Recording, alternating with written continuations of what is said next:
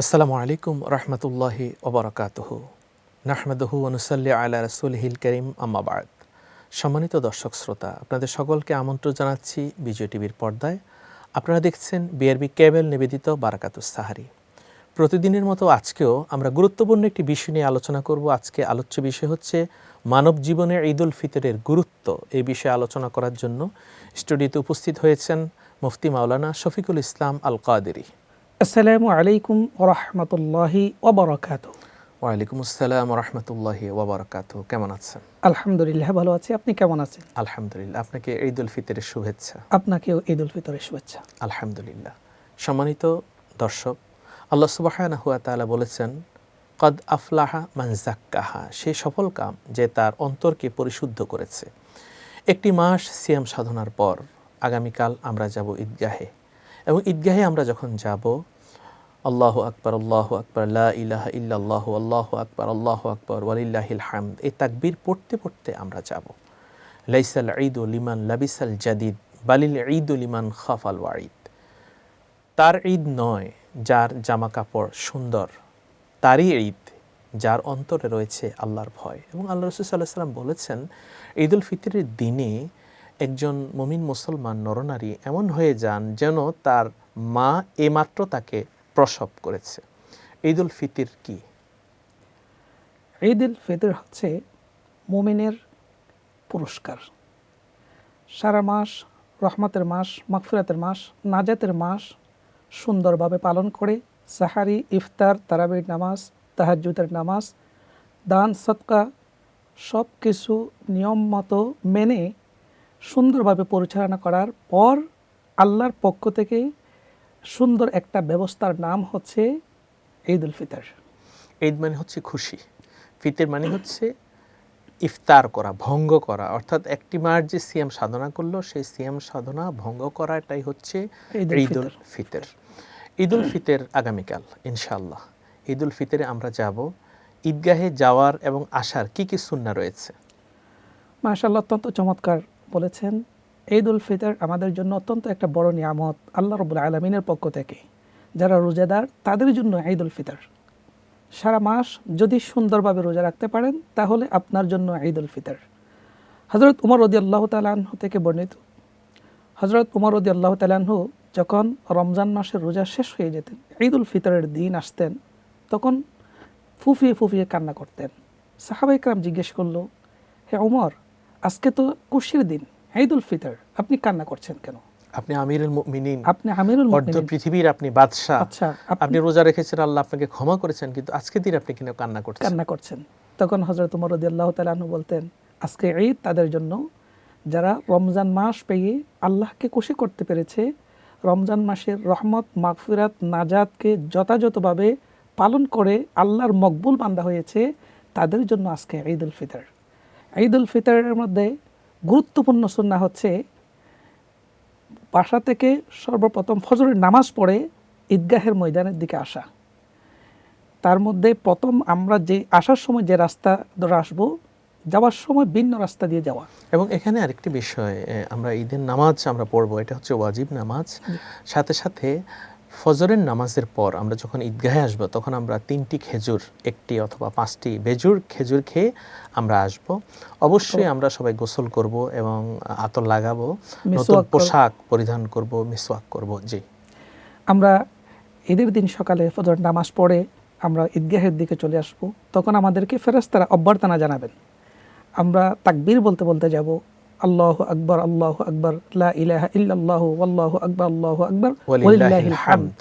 আমরা মিষ্টি জাতীয় কিছু খাবার খেয়ে ঘর থেকে বের হয়ে যাব। আমরা আমাদের আশেপাশে যারা আছে তাদেরকেও ঈদগাহের দিকে আমরা নিয়ে যাব। আমাদের বিশেষ করে সদকাতুল ফিতর তা আমরা নামাজের আগেই আদায় করে দেওয়ার চেষ্টা করব। অবশ্যই আমাদেরকে আদায় করে দিতে হবে। সদকাতুল ফিতর তো এবছর সর্বনিম্ন হচ্ছে 110 টাকা। এখনও যারা আদায় করেনি অবশ্যই যেন তারা আদায় করে নেন, অবশ্যই। কেননা এই সদকাতুল ফিতর হচ্ছে রোজার ভুল ত্রুটি। তু'মাতুল লিল মাসাকিন, আল্লাহ রাসূল সাল্লাল্লাহু আলাইহি ওয়াসাল্লাম বলেছেন, এটা হচ্ছে গরিব দুঃখীদের জন্য খাবারের আয়োজন, ঈদ আয়োজন। আর আমরা যখন ঈদগাহে যাব তখন এক রাস্তা দিয়ে যাব, অন্য রাস্তা দিয়ে আমরা আসব। জি, ঈদ উল ফিতর নামাজ আদায়ের নিয়মটি কি? ঈদের নামাজ আমরা সেই তাকবীরে আদায় করব। এটা মসজিদের আদায় না করে আমরা যথাসাধ্য আমরা ঈদগাহের ময়দানে করব। জি। এরপরে যথারীতি আমরা আল্লাহর কাছে শুকরিয়া আদায় করব, দোয়া করব আল্লাহ যে আমাদেরকে রমজান মাসের রহমত বারাকা এবং নাজাত দিয়ে আমাদেরকে ধন্য করেছেন, ইবাদতের সুযোগ করে দিয়েছেন। সেই জন্য আল্লাহর কাছে বিশেষ করে বিশ্বের সমস্ত মুসলিম উম্মার জন্য আমরা দোয়া করব। জি, আলহামদুলিল্লাহ। সম্মানিত দর্শক, ঈদের যে নামাজ, এই নামাজের পরে রয়েছে খুতবা, কিন্তু জুমার নামাজের আগে রয়েছে খুতবা। আর বিশেষ করে আমরা দেখি ঈদগাহে ইমাম সাহেব যখন খুতবা দেন তখন অনেকেই মসজিদের টাকা ওঠানোর জন্য অথবা ইমাম মুয়াজ্জিন খাদেম ওনাদের টাকা ওঠানোর জন্য মুসল্লা নিয়ে তারা সবার কাছে যান অথবা সবার কাছে বলেন আপনারা দান করেন। এটা করা যাবে না, বরং তাদের সবাইকে খুতবাটা শুনতে হবে। আর ঈদের নামাজের নিয়মটা একটু ব্যতিক্রম। বিশেষ করে 2 রাকাত নামাজ এই ঈদুল ফিতরে আমরা আদায় করব। প্রথমে আমরা নিয়ত করব 6 তাকবীরের সাথে এই ইমামের পিছনে আমরা ঈদুল ফিতরের নামাজের নিয়ত করছি আল্লাহু আকবার। এই ইমামের পিছনে আমরা ঈদের নামাজের ইক্তেদা করছি আল্লাহু আকবার। এরপর আল্লাহু আকবার বলে যখন সানা পড়বেন, সানা পড়ার পর অতিরিক্ত 3টি তাকবীর দিতে হবে। প্রতিটি তাকবীরে হাত ছেড়ে দিতে হবে। আল্লাহু আকবার, আল্লাহু আকবার, আল্লাহু আকবার। তৃতীয় তাকবীরের সময় হাত বাঁধবে। এরপরে সানা পড়ে সূরা ফাতিহা পড়ে সূরা মিলাবে। এরপরে রুকু, সিজদা, 2 সিজদা করার পর আবার দাঁড়িয়ে তখন সূরা ফাতিহা পড়বে এবং এরপরে অন্য সূরা মিলাবেন। তারপরে 3টে তাকবীর দিবেন এবং 3টি তাকবীর যখন দিবেন 3টি তাকবীরের সময়ই কিন্তু হাত ছেড়ে দিবেন। আল্লাহু আকবার, আল্লাহু আকবার, আল্লাহু আকবার। এরপরে চতুর্থ তাকবীরে রুকুতে যাবেন। জি, আলহামদুলিল্লাহ। এরপর ঈদের দিন সবাই মিলে ইমাম সাহেব আমাদের সবাইকে নিয়ে দোয়া করবেন, দোয়া কবুল হয়। এবং রাসূলুল্লাহ সাল্লাল্লাহু আলাইহি ওয়াসাল্লাম ঈদগাহে যখন যাচ্ছিলেন তখন তিনি দেখলেন একটি ছোট্ট শিশু কাঁদছে। আল্লাহ রাসূল সাল্লাল্লাহু আলাইহি ওয়াসাল্লাম তার প্রতি সদয় হলেন। এ সম্পর্কে বলুন। রাসূল সাল্লাল্লাহু আলাইহি ওয়াসাল্লাম যখন ঈদগাহের ময়দানে যাচ্ছিলেন তখন দেখছেন একজন শিশু কাঁদছে, তার নতুন জামা নেই।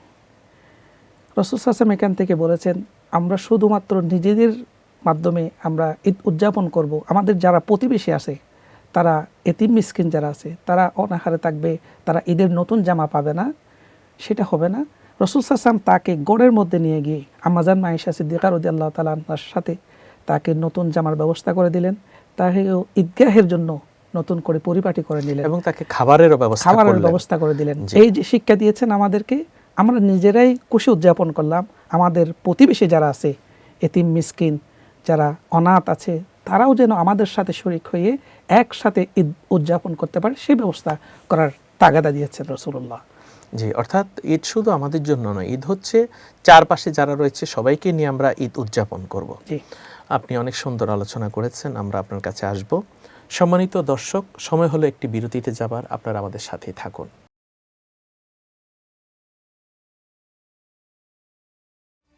আলহামদুলিল্লাহ, বিরতির পর আমরা ফিরে আসলাম আজকের আয়োজনে। আপনারা দেখছেন বিআরবি কেবল নিবেদিত বারাকাতুস সাহারি। আমরা আলোচনা করছি ঈদুল ফিতরের গুরুত্ব সম্পর্কে। জি মহতারাম, আগামীকাল ঈদ। আগামীকাল কোনো ধনী গরিবের কোনো ব্যবধান থাকবে না, যে যাকে পাবে মুসাফাহা করবে, মুআনাকা করবে এবং একজন একজনের সাথে কুশল বিনিময় করবে। কারো হৃদয়ে কোনো কিছু থাকলে সে ক্ষমা করে দিবে একমাত্র আল্লাহর জন্য। ঈদ পরবর্তী আমরা কি আমল করব? মাশাআল্লাহ, অত্যন্ত চমৎকার বলেছেন। আমরা সকলে মিলে ঈদ উদযাপন করব, সকল উম্মাহ আমরা যেন এক এক অভিন্ন সেটা আমরা প্রকাশ করব, মানুষদেরকে ক্ষমা করে দিব।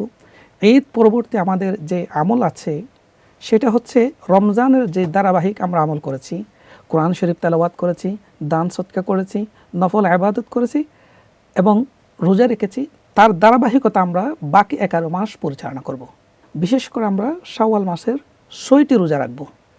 রাসূলুল্লাহ সাল্লাল্লাহু আলাইহি ওয়াসাল্লামের প্রিয় সাহাবী হযরত আবু আইয়ুব আনসারী রাদিয়াল্লাহু তাআলা আনহু থেকে বর্ণিত হয়েছে, যে ব্যক্তি রমজান মাসের 30 রোজা পালন করে শাওয়াল মাসের 6টি রোজা রাখবে তাহলে সে যেন পুরা বৎসর রোজা রাখলো। অর্থাৎ সে মাহে রমাদানের একটি মাস সিয়াম সাধনা করে পরে যদি 6টি রোজা রাখে শাওয়াল মাসে, সে সারা বছর রোজা রাখার সওয়াব।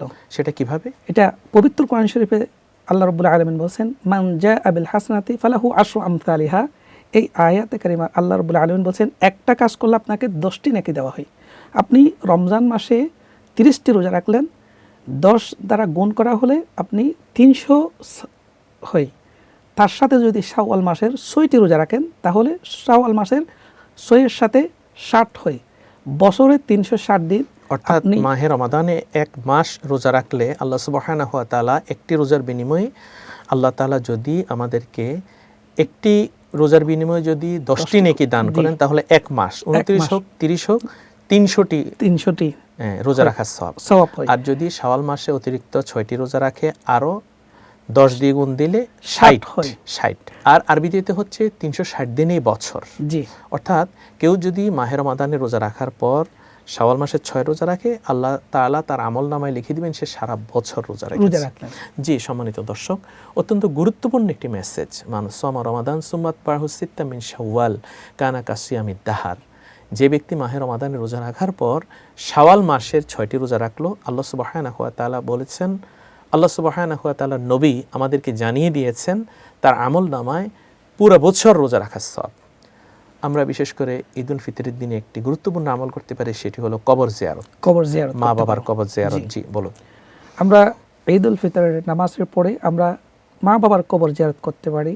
কবর জিয়ারতের নিয়ম হচ্ছে দাদা দাদি, নানা নানি, আত্মীয় স্বজন অথবা কবরস্থানে গিয়ে আমরা কবর জিয়ারত করব। আমরা ঈদুল ফিতরের নামাজ আদায় করে আমরা কবর জিয়ারত করব। আমাদের মা বাবা, আত্মীয় স্বজন, দাদা দাদি, নানা নানি যারা আছে তাদের আমরা জিয়ারত করে তাদের জন্য দোয়া করব। যারা বিগত দিন আমাদের সাথে ছিলেন, গত এক বছর আমাদের সাথে ছিলেন, এই বছর আমাদের সাথে নেই, তাদেরকে আমরা স্মরণ করব। তাদের জন্য আল্লাহর কাছে মাগফিরাত করব, তারা যেন জান্নাতবাসী হয় এবং তাদের এই সওয়াব তাদের জন্য দান সদকা করব। কিছু তাদের জন্য মানুষদেরকে আমরা টাকা পয়সা দিয়ে, তাদের জন্য কোরআন খতম দিয়ে, তাদের জন্য আমরা কিছু এই আমলে সালেহা সেটা আমরা ব্যবস্থা করব। অর্থাৎ তাদের পক্ষ থেকে আমরা দান সদকা করব এবং তাদের জন্য আমরা খতমে কোরআনের ব্যবস্থা করব। রাসূলুল্লাহ সাল্লাল্লাহু আলাইহি ওয়াসাল্লাম বলেছেন, কুনতু নাহাইতুকুম আন জিয়ারাতিল কুবুর আল আন ফাজরুহা ফাইন্নাহা তুযাক্কিরকুমুল মাউত ফাইন্নাহা তুযাক্কিরকুমুল আখিরা। ইসলামের প্রথম যুগে কবর জিয়ারত করতে নিষেধ করা হয়েছে, কারণ মানুষ কবরের কাছে চাইতে হবে কার কাছে? আল্লাহর কাছে। আল্লাহ নবী বলেন, এখন তোমরা কবর জিয়ারত করো, কেননা কবর জিয়ারত করলে মৃত্যুর কথা স্মরণ হয়, কবর জিয়ারত করলে আখিরাতের কথা মনে হয়। আমরা কবর জিয়ারত করব সবাই মিলে। এবং বিশেষ করে ঈদুল ফিতরের দিন আমরা একজন আরেকজনের বাড়িতে যাব, মিষ্টি মুখ করব, একজন একজনকে মেহমানদারি করব। এ সম্পর্কে বলুন। ঈদের দিন আমরা, ঈদুল ফিতরের দিন আমরা আমাদের আত্মীয় স্বজনের বাড়ির মধ্যে যাব, তাদের সাথে কৌশল বিনিময় করব, সেমাই মিষ্টি জাতীয় আমরা খাবো, তাদের সাথে ভালো ব্যবহার করব, তাদের খোঁজখবর নেব। জি, অর্থাৎ ঈদ শুধু আমার জন্য নয়, আমার চারপাশে যারা রয়েছে সবাইকে নিয়েই আমি ঈদটাকে উদযাপন করব এবং আল্লাহর কাছে আমরা দোয়া করব আল্লাহ যেন এই ঈদ আমাদেরকে সব সময় দান করেন এবং ঈদুল ফিতর, ঈদুল আজহা যেন আমাদের জীবনে বারবার আসে। আপনি জানেন যে ঈদুল ফিতরের রাত অনেক গুরুত্বপূর্ণ একটি রাত। আমরা একটি মাস সিয়াম সাধনা করেছি, ইনশাআল্লাহ যদি চাঁদ উঠে যায় তাহলে তো ঈদুল ফিতরের রাতটা হচ্ছে অনেক গুরুত্বপূর্ণ রাত। শাওয়ালের চাঁদ দেখা গেলে এই ঈদুল ফিতরের রাতে আমল সম্পর্কে রাসূল সাল্লাল্লাহু আলাইহি ওয়াসাল্লাম কি বলেছেন? রাসূল সাল্লাল্লাহু আলাইহি ওয়াসাল্লাম বলেছেন, ঈদুল ফিতরের রাতটা অত্যন্ত গুরুত্বপূর্ণ। এই রাতের মধ্যে যেই সমস্ত দোয়া করা হবে আল্লাহ রাব্বুল আলামিন সাথে সাথে কবুল করে নেবেন। আমরা ইবাদত করব, কোরআন শরীফ তেলাওয়াত করব, আমরা নফল ইবাদত করব, তাহাজ্জুদের নামাজ পড়ব। এবং আমাদের যে সাল্লাল্লাহু আলাইহি ওয়াসাল্লাম বলেছেন, ঈদুল ফিতরের রাতটিতে যারা ইবাদত করবে তাদের কলব কখনো মরবে না। সুবহানাল্লাহ। অর্থাৎ বিশেষ যে রাত্রিতে দোয়া কবুল হয় এর মধ্যে একটি হচ্ছে কিন্তু ঈদুল ফিতর, ঈদুল আজহার রাত। অতএব আমরা আল্লাহর কাছে দোয়া করব, প্রার্থনা করব, ইবাদত বন্দেগী করব। অনেক সময় দেখা যায় ঈদুল ফিতরের চাঁদ যখন উঠে যায় তখন ফটকাবাজি হয়, অনেকে রং ছিটায় অথবা আনন্দ উদযাপন করে এবং অশ্লীল গান বাজনা বাজায়। ইসলামকে এটা সমর্থন করে? এটা কখনো ইসলাম সমর্থন করে না। ইসলাম এটা কখনো সমর্থন করে না। ফটকাবাজি, আতশবাজি, যে অশ্লীল গান বাজনা করা ইসলামের সম্পূর্ণ হারাম। এই কাজ থেকে আমাদেরকে বিরত থাকতে হবে। আমরা আল্লাহর কাছে শুকরিয়া আদায় করে আমরা ইবাদত বন্দেগীর মধ্যে কোরআন শরীফ তেলাওয়াত করতে পারি, আমরা নফল ইবাদত করতে পারি, আমরা দান সদকা করতে পারি, আমরা অন্যান্য ভালো কাজের মধ্যে এই রাতটা কাটাবো। আমরা যেই ইসলাম যে কাজগুলি সমর্থন করে না সেই কাজ থেকে আমরা দূরে থাকবো। তাহলেই আমরা আল্লাহর প্রিয় হব, রাসূলুল্লাহর আমরা প্রিয় হয়ে যাব। জি, এবং ঈদ উল ফিতর উপলক্ষে যে নতুন জামা ক্রয় করা, সেখানে নতুন জামা ক্রয় করতে গিয়ে দেখা যায় অপচয় করে। আমার লাগবে একটা, আমি 10টা কিনছি, এবং আমার আত্মীয় রয়েছে গরিব দুঃখী, তাকে আমি দান সৎকার করছি না। ইসলাম কি বলে? আমরা নতুন জামা কাপড় কিনবো, কিন্তু আমাদের যারা আত্মীয় স্বজন আছে, এতিম মিসকিন আছে, তাদেরও খোঁজখবর রাখবো। আমরা কোনোভাবে এদের নামে অপচয় করতে পারবো না, কারণ আল্লাহ রাব্বুল আলামিন বলছেন ইন্নাল মুবাদদিরিনা কানু ইখওয়ানা শায়াতিন, যারা অপচয় করে অপচয়কারীরা শয়তানের ভাই। ভাই। সেহেতু আমাদের যা করণীয়, যা দরকার সেটাই আমরা নেব। আমাদের পাশে যারা আছে, আমাদের প্রতিবেশী যারা আছে, তাদের সহ একসাথে করার নাম হচ্ছে ঈদ। জামা বেশি নিলাম, আমাদের নিজেদেরকে ফুর্তি করলাম, আমার পাশে কেউ ঈদ উদযাপন করতে পারলো না, অনাহারে আছে, এই এতিম মিসকিন আছে, তারা যদি আমার পাশে তাকে সুন্দরভাবে ঈদ উদযাপন করতে না পারে, আমার ঈদটা বৃথা হয়ে গেল। আমরা ঈদটা তখন সুন্দরভাবে উদযাপন হবে আমার আশেপাশে যারা আছে তাদেরকে, আমি যখন আমার ভাইয়ের মুখে হাসি ফোটাতে পারবো। আমার ভাইয়ের মুখে হাসি ফোটানোর নাম হচ্ছে ঈদ। জি, অতিরিক্ত কাপড় নেওয়ার নাম ঈদ নয়। অর্থাৎ ঈদ শুধু আমার জন্য নয়, ঈদ সবার জন্য, সবার জন্য। ঈদ সবার জন্য। এই মাহে রমাদান এবং ঈদ উল ফিতরের বিশেষ শিক্ষা কি? মাহে রমাদানের শিক্ষা হচ্ছে আমাদের সারা মাস যে রোজা রাখলাম তার ধারাবাহিকতা আমাদের থাকতে হবে। কোরআন শরীফ তেলাওয়াত থেকে শুরু করে নফল আবাদত বন্দেগী, সাথে সাথে আমাদের যারা আত্মীয় স্বজন আছে তাদের খোঁজখবর নিয়ে তাদের সাথে সুন্দর ব্যবহার এবং মা বাবার সাথে ভালো ব্যবহার ধারাবাহিকতা রাখা, এবং বাবার দোয়া নেওয়া, মায়ের দোয়া নেওয়া, এবং মা বাবা যাদের নাই আল্লাহর কাছে দোয়া করা, রব্বির হামহুমা কামা রব্বায়ানি সগীরা। এবং বিশেষ করে আমাদের বোন যারা রয়েছে তাদের সাথে একটু ফোন করা এবং আনন্দ ভাগাভাগি করা, ভাগিনা যারা রয়েছে, ভাতিজা যারা রয়েছে, অথবা আমাদের আত্মীয় স্বজন যারা রয়েছে, তাদের সবাইকে নিয়ে ঈদ উদযাপন করা, এটা আমাদের একান্ত নৈতিক দায়িত্ব এবং আমাদের কর্তব্য। জি, আপনি অনেক সুন্দর আলোচনা করেছেন। আপনাকে বিজয় টিভির পক্ষ থেকে অনেক অনেক মোবারকবাদ এবং ঈদ উল ফিতরের শুভেচ্ছা। আপনাকে ঈদ উল ফিতরের শুভেচ্ছা। আলহামদুলিল্লাহ, রমজানের ওই রোজার শেষে এলো খুশির ঈদ, আপনাকে আজ বিলিয়ে দে শুন আসমানি তাকিদ। আল্লাহ সুবহানাহু ওয়া তাআলার কথা হচ্ছে যে তুমি তোমার আনন্দ গরিব দুঃখীকে নিয়ে যদি অংশীজন হতে পারো, তাহলেই তুমি হলো সফল কাম। এবং আল্লাহ সুবহানাহু ওয়া তাআলা চান যে তোমার সম্পদে গরিবের হক, তুমি তোমার যে ধন সম্পদ রয়েছে সেখানে গরিবের হক তুমি যদি আদায় করো, তাহলে আল্লাহ সুবহানাহু ওয়া তাআলা খুশি হন। ওয়াফি আমওয়ালিহিম হাক্কুন লিসসাইলি ওয়াল মাহরুম। আমরা কি সদকাতুল ফিতর আদায় করেছি? যদি আদায় না করে, অবশ্যই আমরা আদায় করব। ঈদগাহে আমরা যাব নতুন জামা অথবা পরিষ্কার পরিচ্ছন্ন জামা পরে। ঈদগাহে আমরা যাব তাকবীর বলতে বলতে, আল্লাহু আকবার, আল্লাহু আকবার, লা ইলাহা ইল্লাল্লাহু, আল্লাহু আকবার, আল্লাহু আকবার, ওয়ালিল্লাহিল হামদ। রাসূলুল্লাহ সাল্লাল্লাহু আলাইহি সাল্লাম বলেছেন, ঈদ উল ফিতরের এই দিন হচ্ছে ইয়াউমুল জায়েজা, তাবরানী শরীফের হাদিস, পুরস্কার পাওয়ার দিন। আল্লাহর কাছে আমরা দোয়া করব, আল্লাহ তুমি আমাদেরকে পুরস্কার দান করো। সারাটি মাস আমরা ইবাদত করেছি আল্লাহ তোমার পুরস্কার পাওয়ার জন্য, সেই পুরস্কার হচ্ছে জান্নাত। সম্মানিত দর্শক শ্রোতা, একটি মাস আপনারা বিজয় টিভির পর্দায় আমাদের সাথে ছিলেন বিআরবি কেবল নিবেদিত বারাকাতুস সারি এই আয়োজনে। আল্লাহ সুবহানাহু ওয়া তাআলা আপনাকে আমাকে সবাইকে ক্ষমা করে দিন।